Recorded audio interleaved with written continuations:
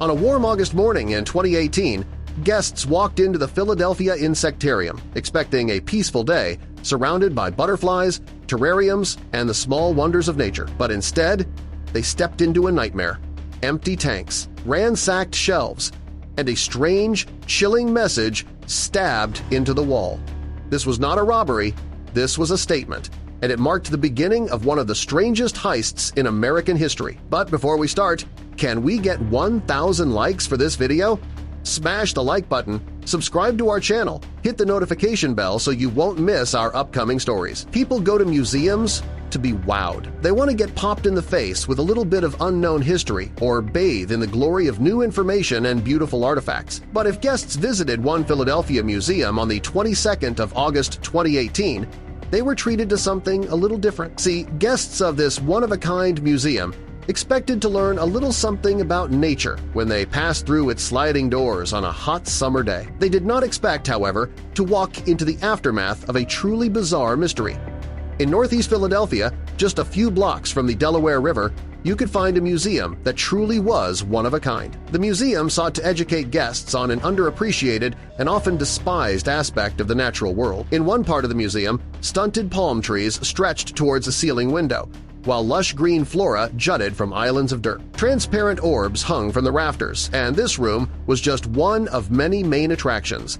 The flora-filled room was the butterfly garden at the Philadelphia Insectarium and Butterfly Pavilion, and there fluttering butterflies mingled with guests. Still, visitors craved more than butterflies, and the Insectarium delivered. See, guests poured into the museum for birthday parties, field trips, and more to see tanks filled with the rarest insects imaginable, from tarantulas to scorpions. You know, the bugs that would send most people screaming with fear. However, if you visited the Philadelphia Insectarium and Butterfly Pavilion on August 22, 2018, you wouldn't have seen creepy crawlies of every variety. You would have seen frantic bug-loving staff combing over every inch of the museum. That's because when museum staff arrived in the morning, they noticed many of the insect enclosures were completely empty. Battling the oncoming sense of dread, they went to check on the back room where the museum housed insects that were not on display. In the back room, shelves once lined with containers holding hundreds of bugs were also empty. Somehow, $7,000 bugs from the Insectarium, more than 80% of the museum's total collection, completely vanished. Perhaps more puzzling than the disappearances, however, were the two employee uniforms stuck to the break room wall with knives. Was this some kind of forceful resignation? Or something far more sinister? Desperate for answers, the facility's owner and chief executive John Cambridge gathered the museum staff in an all-hands-on-deck meeting, where they surveyed security footage from the day before. The footage revealed 5 museum employees milling about during operating hours. Then a museum director scooped a tarantula out of its exhibit, placed it in a plastic container, and walked away. Exterior cameras captured more. John and his staff watched footage showing their once-trusted co-workers loading boxes into their personal vehicles and others carrying containers with bugs off fire escapes. It was all John needed to see.